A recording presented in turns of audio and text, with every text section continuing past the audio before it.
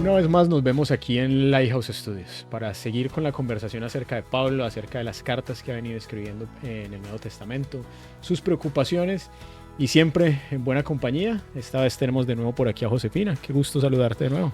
Gracias, Jonathan. Muy contenta de poder compartir con ustedes una vez más aquí en este programa tan especial y en esta lección tan interesante que nos ha tocado estudiar esta semana. Seguro, un tema bastante Sí, muy interesante. desafiante. Seguro que sí. Y Pastor Daniel, ¿cómo está? No, pues agradecido con Dios, es un privilegio estar con nuestra audiencia y estamos seguros que va a ser esta entrega de gran bendición para todos. Seguro que sí, seguro que sí. Así que como siempre, la Biblia primero para poder ponernos en la línea del tema. Y esta vez, ustedes saben, seguimos en la carta de Colosenses. Esta vez vamos a leer Colosenses 3:14, Correcto. que tiene una frase corta, pero creo que muy diciente. Y Sí. dice, y sobre todo vístanse de amor, que es el vínculo de la perfección.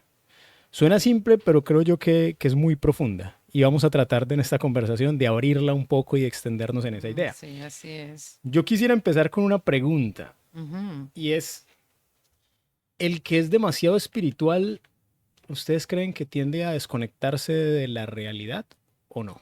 ¿Cómo lo ven ustedes? ¿Creen ustedes que una espiritualidad de pronto, no sé, muy elevada, de pronto en el concepto humano puedes conectarte de la realidad que vives y del entorno en el que realmente te estás moviendo?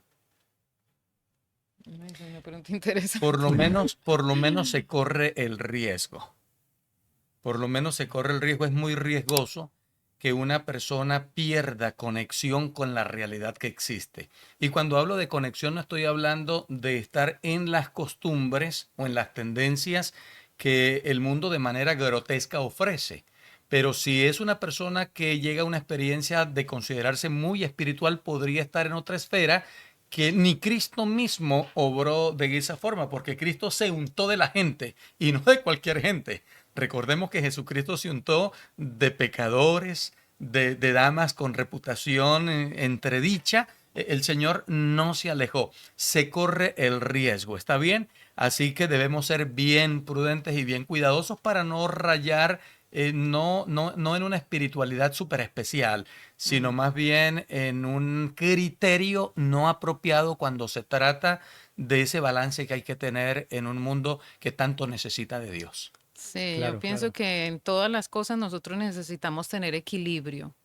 Y el Señor nos invita precisamente a buscar las cosas de arriba, a enfocarnos en las cosas celestiales, no tanto en lo terrenal, pero sí debe haber un equilibrio en el sentido de que nosotros estamos aquí. Y Claro. como estamos aquí, pues también tenemos que ocuparnos de lo terrenal. Sin embargo, nuestra prioridad y nuestro enfoque debe ser hacia las cosas de Dios y hacia lo Y, celestial, lo y- y espiritual. considero que de espiritualidad hablando, yo creo que Cristo es sin competencia. Y fíjate, Jonathan, La vida que tuvo. sí, sí, imagínense que con Cristo querían estar los niños. Con Cristo querían estar hombres, mujeres, escuchando sus discursos. O sea, el Señor Jesucristo, Dios hecho carne, en ningún momento vivió una aparente espiritualidad que lo separara del resto de las Así personas. es. Entonces yo creo que ahí, precisamente con lo que ustedes nos mencionan, se vuelve súper importante entender esa palabra espiritualidad. Ujú. Porque así como el pastor mencionaba, es fácil perderse del contexto y tú ves en la historia que, por ejemplo, hay monjes que alguna vez se subieron a un lugar y se quedaron ahí hasta que se momificaron literalmente. Sí, Y así ellos es. entendían eso como espiritualidad. Entonces viene el ejemplo perfecto que es Jesús y nos dice, bueno, vamos a aprender ahora sí qué es espiritualidad y de qué realmente se trata esto. Y Pablo nos va a empezar a describir precisamente de qué se trata una vida espiritual, una Así vida con es. Dios, una vida que realmente te permita ser reflejo del ejemplo que Cristo nos está dando. Ahora, el haber respondido esa pregunta nos da paso a la siguiente y es, ¿será que si nos enfocamos también demasiado en las cosas terrenales, empezamos a perder utilidad para las cosas eternas, para las cosas celestiales? ¿Qué creen ustedes? Yo creo que sí, porque es que nuestro enfoque aquí en la tierra es temporal. O sea, nosotros estamos claros de que aquí somos peregrinos. Nosotros no vamos a vivir eternamente aquí. Entonces, ocuparnos de las cosas terrenales demasiado nos aleja de las cosas espirituales, porque nos enfocamos tanto en lo terrenal que nos olvidamos del tiempo que debemos pasar con el Señor.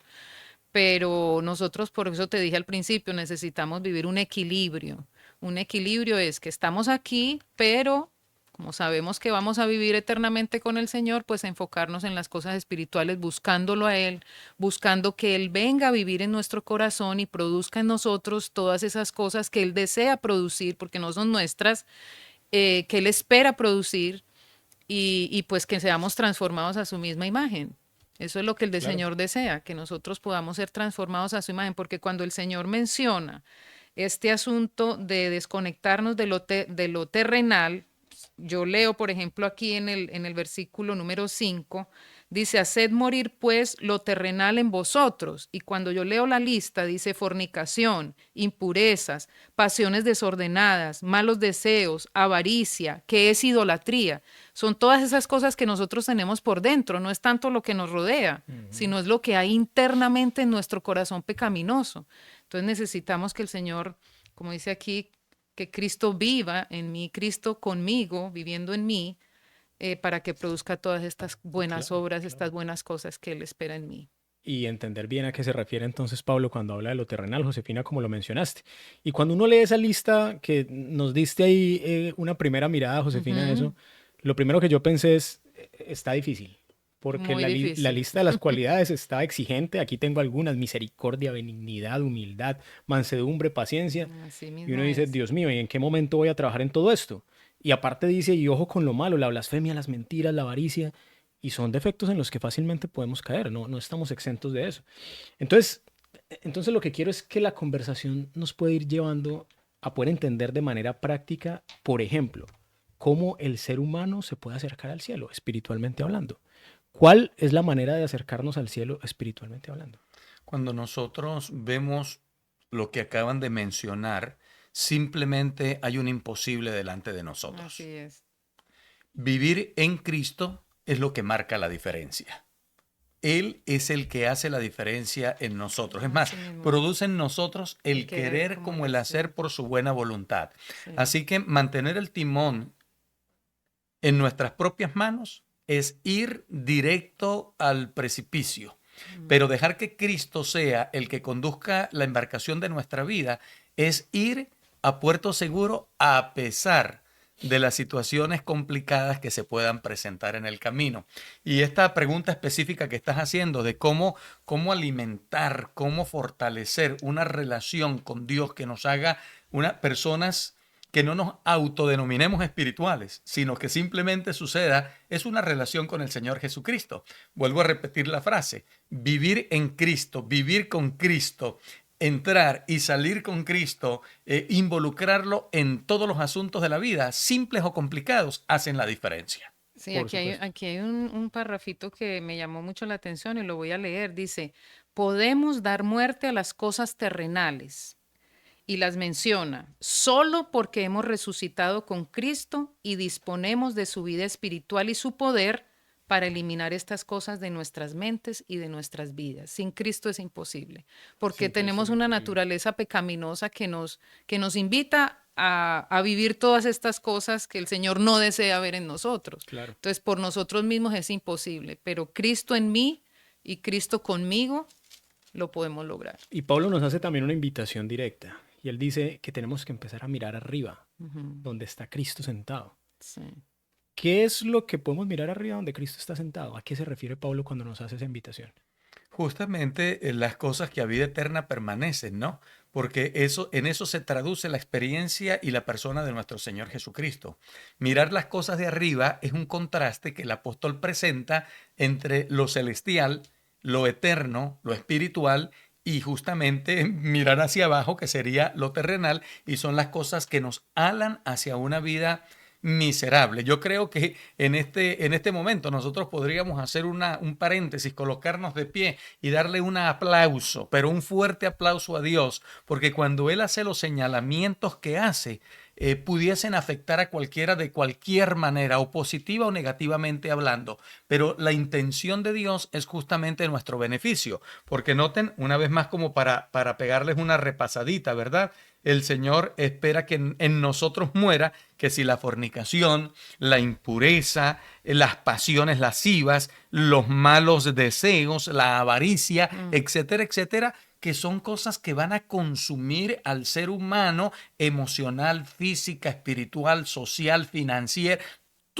todo lo relacionado con esto consume al ser humano y lo vuelve una miseria. Por lo tanto, no se ha visto Dios como intransigente o fastidioso, porque en realidad el Señor está confrontando esa naturaleza que tenemos por causa del pecado. Pero es posible vencer, y por eso en el contexto en el que nos encontramos se habla de una resurrección a una vida nueva, a una experiencia nueva, a novedad de vida.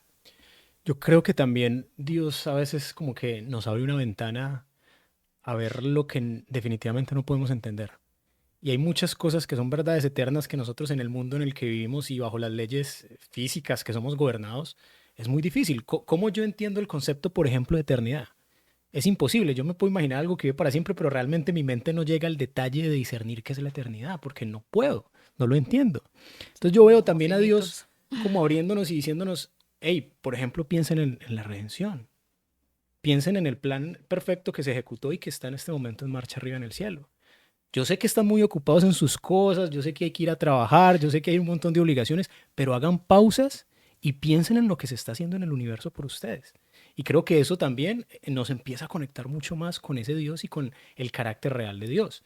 Y Así Pablo es. después nos hace el siguiente desafío y nos dicen, ok, entonces ya estamos diciendo, hay que mirar las cosas eternas, hay que mirar las cosas celestiales, pero también entonces tenemos que ponernos en la tarea de abandonar lo terrenal. Y aquí es donde yo tengo una pregunta y yo quiero saber ustedes qué piensan de eso. ¿Ustedes creen que es posible una vida sin pecado aquí en la tierra? Porque yo creo que los humanos tenemos esa tendencia, esa facilidad de equivocarnos. Incluso Pablo lo escribe en otra parte de los evangelios y dice, y él lo describe como su lucha. Yo, ¿por qué si trato de hacer lo bueno y me En esfuerzo por hacer Romanos lo 7, bueno, sí. Así es. termino haciendo lo Lo malo? malo. Entonces, No hago el bien que quiero, no sino el hago el mal bien que que quiero, no quiero. exactamente.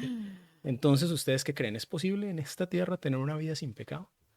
No, pues yo no considero que podamos tenerla sin pecado absoluto, porque es que tenemos una naturaleza pecaminosa. Ahora, estando con Dios, Dios nos ayuda a ir superando, a ir mejorando, a ir siendo transformados, porque eso es lo que Él hace en nuestras vidas, nos va transformando. Yo, por ejemplo, miro hacia atrás. Y mi esposo nació en esta fe, yo no conocí nunca esta fe hasta los 19 años que empecé a estudiar la Biblia y a tener conexión directa con Dios. Y yo miro lo que yo era antes y lo que soy ahora y yo digo, soy otra persona, porque por todos los cambios que el Señor ha generado en mí, yo antes lo que pensaba, lo que sentía, lo que hacía, era totalmente lo que hace una persona desconectada de Dios. Pero después de los 19 años que yo empecé a tener la conexión con Dios, no es que el cambio vino de manera inmediata, pero el Señor fue haciendo, tengo ya 38 años de caminar con Dios y el Señor ha ido paulatinamente haciendo una transformación en mí. Entonces eso es lo que Dios hace. Dios nos está cambiando a todos y se lo permitimos en la medida en que nos relacionamos con Él. Pero la transformación total, definitiva, será en su segunda venida, cuando Él, en un abrir y cerrar de ojos, haga ese cambio total de nuestra naturaleza pecaminosa.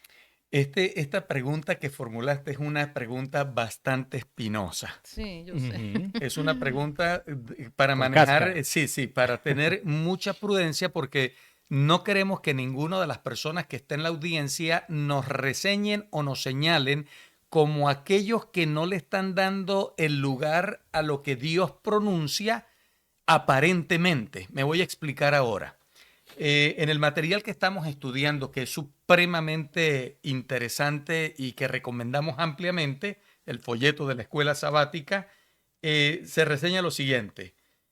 Pero la muerte al pecado y la resurrección con Cristo son realidades genuinas para quienes tienen una mente espiritual porque han recibido el nuevo corazón prometido por Dios. Me voy a detener en este pensamiento. Recibimos una nueva vida a través del bautismo. Miren, una persona que tiene un encuentro con Cristo, si ese encuentro es un encuentro face to face, de corazón a corazón, rostro a rostro, Sincero. difícilmente va a renunciarse al bautismo.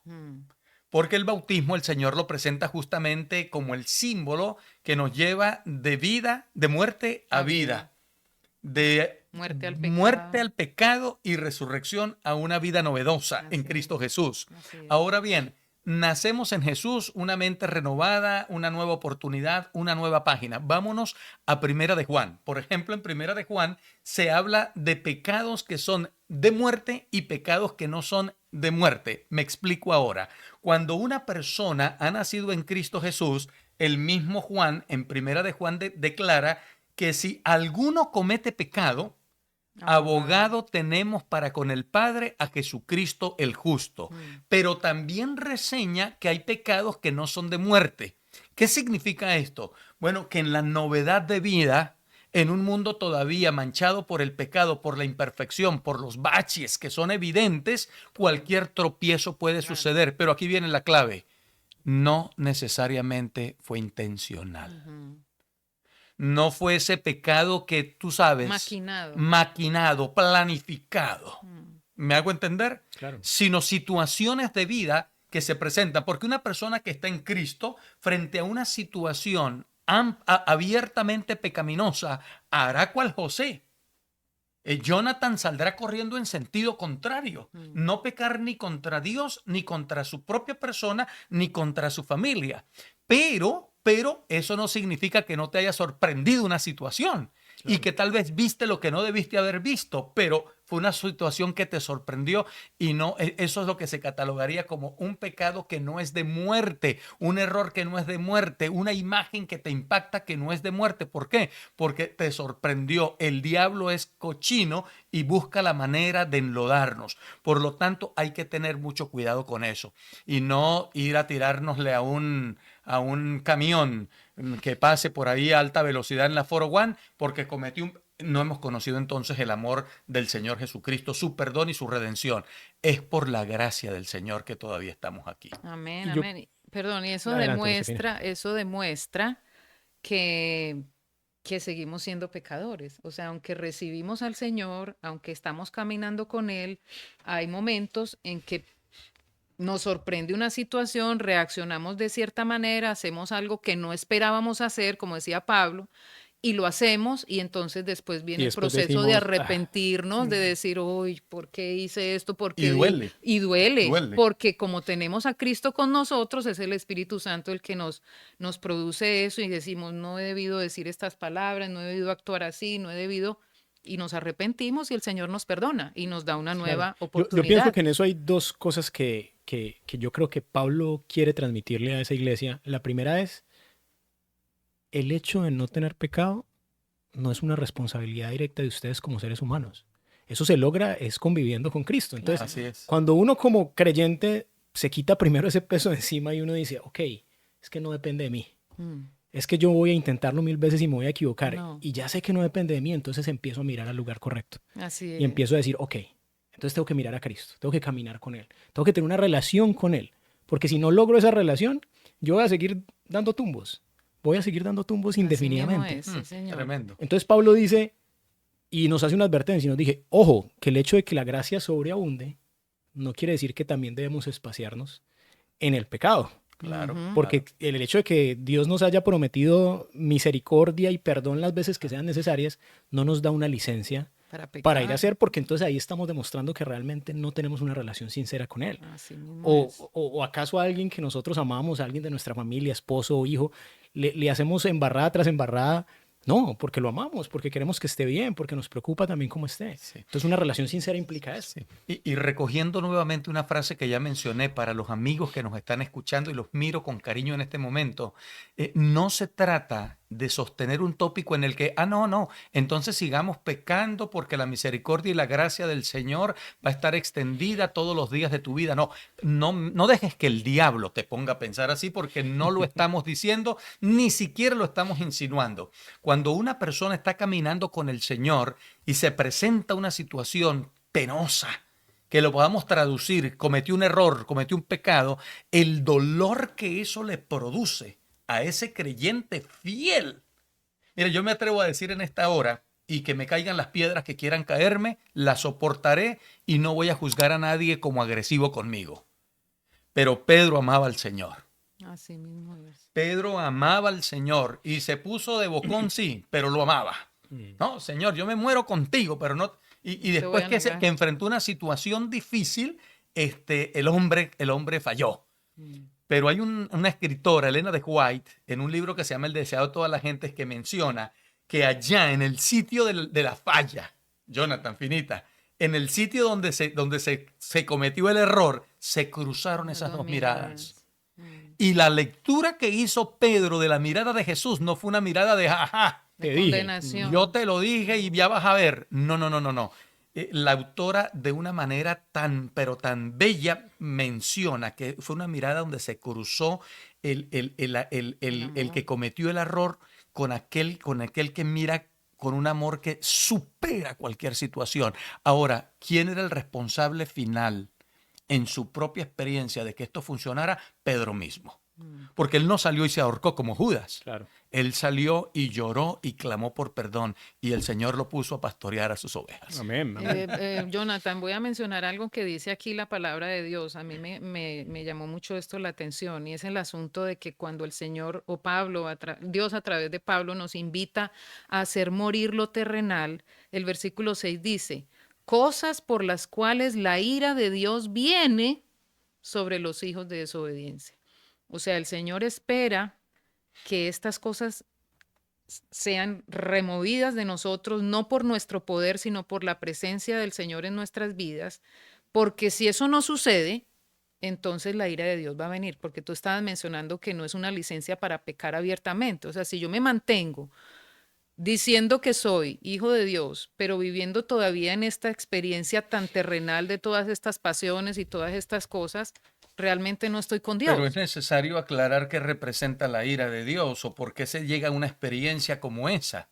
Y aquí no estoy defendiendo a Dios porque su palabra es clara. Lo que Dios hace es dejar que las consecuencias Lleguen, claro. de mis propias decisiones me alcancen. Así Y yo mismo creo es. que mientras esas consecuencias alcanzan al que no quiso aceptar la gracia divina, yo creo que hay lágrimas en los ojos del Señor. Sí, claro. Porque Él no quiere que ninguno perezca. Perezca. Entonces, la ira de Dios en realidad ahí se traduce como en la triste decisión divina de no poder hacer nada por aquel que no quiere que se haga nada por Así él. es. Y tiene que cosechar sus consecuencias. Que al final es un Dios aceptando el principio de libertad con tristeza, pero Y aceptándolo. eso es amor. Y eso es Libre amor. Y albedrío eso que es nos amor, dio. porque claro. imagínate tú un penitente que no quiere estar en el cielo. ¿Y por qué me vas a llevar, chico? Déjame tranquilo, que yo quiero perderme. O sea, Obligado nadie va a estar allá. obligado nadie va a estar allá. Ahora, Pablo nos da los pasos correctos para llegar a este tipo de vida. Y Pablo nos está diciendo, este cambio solamente se puede dar una vez has resucitado también con Cristo. Una vez estuviste en esa cruz y también fuiste resucitado. Porque el que participa con Dios en la cruz y participa de ese beneficio, también Dios promete resucitarlo.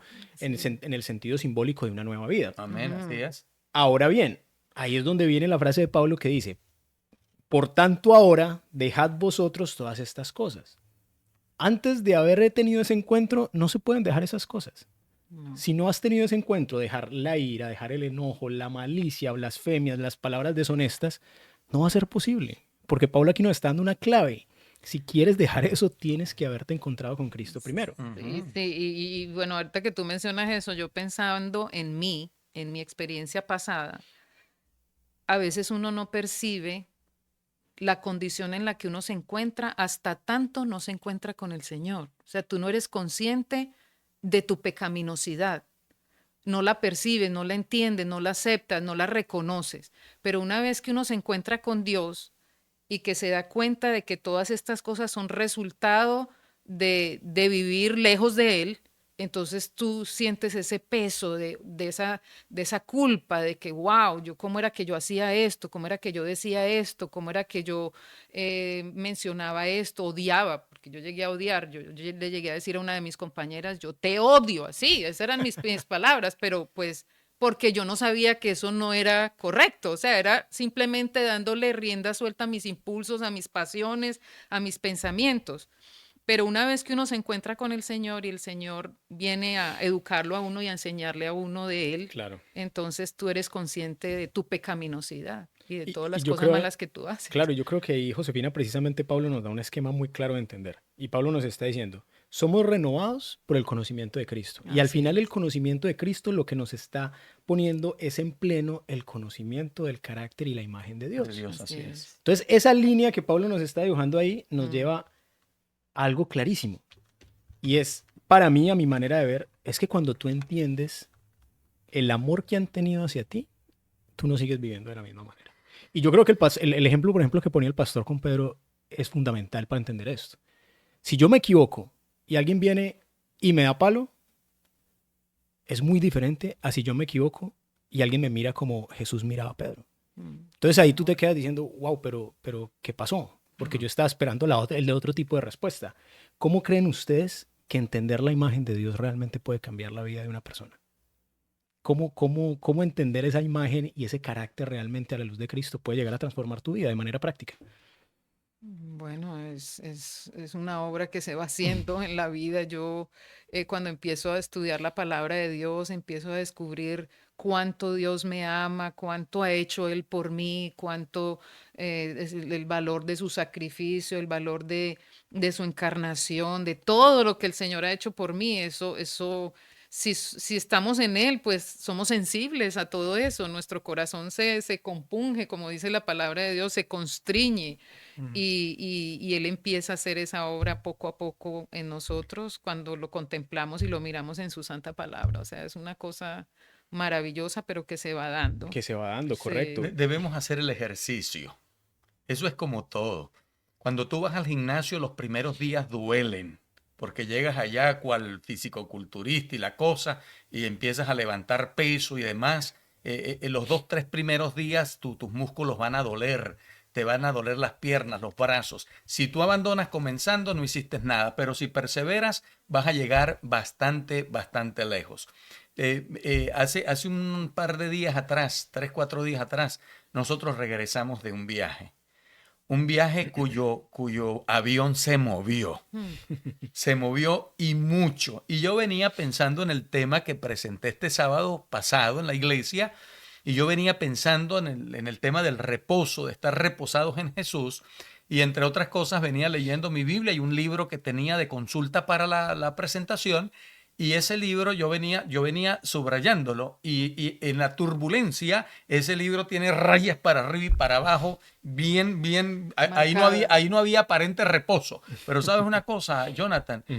Yo venía reposado. El corazón. Lo primero que yo dije fue, mire, ¿qué puedo hacer yo metido en este avión? Yo ni soy el piloto ni puedo mantenerlo a flote. Sí. Así que ya oré y le dije al Señor que sostuviera esta embarcación y nos llevara a casa. Y si no llega a ser así, aquí estamos, Señor, en tus manos. O sea, nosotros debemos hacer el ejercicio de estar en conexión con el Señor y de confiar en las provisiones que Él hace para nosotros. Así es. Amén. Y Pablo continúa entonces describiendo a los creyentes. Y él, después de darnos esta línea de tiempo y después de irnos guiando por todo este camino de acercarnos a Cristo, él dice, ok, llegamos al punto donde decimos que somos creyentes, donde morimos con Cristo, donde fuimos resucitados con Cristo. Y ahí él hace una descripción de esos creyentes y dice, son primero santos, amados, de entrañable misericordia, de benignidad, de humildad, de mansedumbre, de paciencia, se soportan unos a otros, Tolerante. se perdonan unos a otros, Se aman. se aman. Vestidos pues como escogidos, empieza esa frase. Y la pregunta que yo quiero precisamente aquí, para ir cerrando este tema que podamos ir tratando también de aclarar es, ¿quiénes son esos escogidos entonces? ¿Quién es ese grupo al que Pablo se está refiriendo, a esos escogidos que acaba de mencionar con esa lista de características que los identifican? Una vez yo escuché una presentación o leí, y lo hemos compartido con mi esposa, sobre los favoritos de Dios. Eso no los escoge Él. Tú decides Ser parte de. ser parte de. Mm, La mesa está servida para toda persona. mm, El Señor no distingue ni en raza, ni en posición social. Absolutamente, la mesa está servida para todo ser humano. así es. Tú decides. Y el Señor en esta hora está haciéndole la invitación a todas las personas que nos están escuchando. Nos está haciendo la invitación para reconfirmarnos a nosotros, para que formemos parte de los escogidos. El Señor anhela que toda persona forme parte de, pero solamente formarán parte de ese grupo los que se decidan dar un paso al frente. De hecho, las Escrituras son claras al decir que muchos son los llamados Y pocos los y escogen. pocos los escogidos. Así que adelante, no nos quedemos, tú sabes, ni mirando atrás ni nos detengamos en el camino. Sigamos avanzando tras la voz y las pisadas del tierno pastor Cristo Jesús. Claro que sí. Pienso que esa distinción es muy importante, pastor, porque a veces cuando uno escucha esa expresión de los escogidos, suena muy como que alguien está tomando una decisión Mm. y que no depende mucho de mí si estoy o no estoy, porque alguien está escogiendo. Pero yo creo que aquí Pablo precisamente nos está dando esa claridad. Ojo, y Pedro incluso lo amplía, y Pedro tiene un versículo por ahí en Primera de Pedro 2:9 que dice, Vosotros sois linaje vosotros sois escogido, linaje Linaje escogido, escogido. pero él ahí da una clave, nación santa, pueblo adquirido por Dios. pueblo adquirido por Dios, para Para que que anunciéis las anunciéis. virtudes de aquel que los llamó a las tinieblas. Usted quiere ser escogido. Fácil, hay una tarea. Hay que Ujú. anunciar las virtudes del que los amó y los Nos sacó de las llamó tinieblas. de las tinieblas a su luz Sí. admirable. Entonces, importante tener en cuenta que el que tiene que tomar acción para estar dentro de ese grupo soy yo. Así mismo es. Es importante, viene a mi mente una ilustración que leí una vez acerca del detonador, de la mecha y de la dinamita. Si uno de los tres elementos falta, no hay explosión. Mm. ¿Correcto? Entonces, hay tres cosas que son una explosión en el sano sentido de la palabra en favor de esa relación y de ser escogidos con el Señor. Uno, necesitamos formar parte de una generación que ora. Y cuando hablamos de orar, no es un asunto exclusivo de santos en el término en que usamos la palabra santo. Es de aquel que siente la necesidad de contarle a Dios lo que le está pasando, incluyendo sus deficiencias, sus problemas y sus dificultades. Que si se las cuento a cualquier Daniel Sánchez Sepúlveda Quiñones Blanco, corro el riesgo de que me diga, hermano, usted se perdió, pero no es así con Dios. Número 2, estudiar la Biblia. Amén. Leer la palabra. Allí es donde nosotros conocemos al Señor Jesucristo. Amén. Es la revelación magistral de la persona de Jesús. Y 3, cómo vamos a que- represar semejante bendición, semejante verdad, semejante noticia tan buena. La compartimos con otro. Así Amén, es. amén. Amén, amén. Yo creo que todas esas características que nos vino mencionando Pablo al final son un espejo de lo que Jesús ya hizo por nosotros. Amén. Tuvo amor hacia nosotros, tuvo misericordia hacia nosotros, nos perdonó, nos sigue perdonando.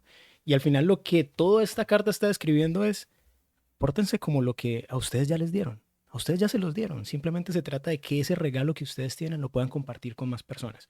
Y Amén. ahí es donde ese versículo que leímos al inicio hace todo el sentido, para que al final podamos estar atados con Cristo en el único vínculo perfecto, El amor. que es el amor.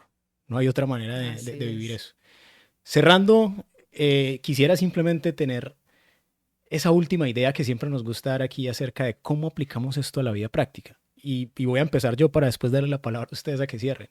Y para mí una de las cosas que es súper importante entender es que una vida, si decido seguir a Cristo y una vida espiritual, debe ser una vida en pro de los demás. Debe ser una vida de empatía, debe ser una vida de amor, debe ser una vida de que si alguna vez tengo la oportunidad de tener palabras amables con alguien, las debo tener. Porque al final lo que Jesús nos mostró aquí era eso. Jesús veía un paralítico, Jesús veía un leproso y no iba a cantarle la tabla, a decirle todo lo que había hecho mal. No, lo sanaba primero, traía alivio a ese corazón y después les decía, no peques más, y después le daba el consejo que tenía que darle. Así es. Pero al principio nosotros tenemos que entender que sin el amor, cualquier espiritualidad está completamente muerta. ¿Qué piensan ustedes de esa carta de Colosenses? ¿Cómo podría englobar ese pensamiento de Pablo? Sí, bueno, desde mi punto de vista, yo pienso que nosotros debemos consagrarnos cada día al Señor. Debemos estudiar su santa palabra para que esa palabra sea viva en mí, y cuando es viva en mí, entonces se proyecta hacia los demás, porque yo debo iniciarlo por mí. Ser transformada yo, ser un ejemplo, un modelo para los demás de lo que Cristo puede hacer en la vida de una persona, y luego entonces sí proyectarme hacia los demás. Esa pienso yo que es como lo correcto, pero consagrar nuestras vidas cada día, acercarnos a Dios a través de su santa palabra, eso debe ser como una cita. La más importante cita que nosotros tengamos cada día debe ser con el Señor. Como dice la sierva del Señor, conságrate a Dios todas las mañanas. Es un caminar. Así es. Contemplar la vida de Jesús, ver las pisadas que Él dejó sobre la arena, muestran que Él se desprendió de todo en favor de los demás. No es fácil. No es fácil, pero debemos clamar al Señor para que nos dé el privilegio de ser personas que amen al prójimo y que estén dispuestas a ayudar hasta lo sumo. Amén. Qué bueno haber tenido la oportunidad de nuevo de conversar acerca de estas cartas de Pablo que nos dejan miradas nuevas acerca de Jesús, acerca del carácter de Dios. Como siempre, esperamos sus comentarios, esperamos sus opiniones. Queremos poder compartir también con ustedes eso. Así que los esperamos en la próxima aquí en Lighthouse Studios.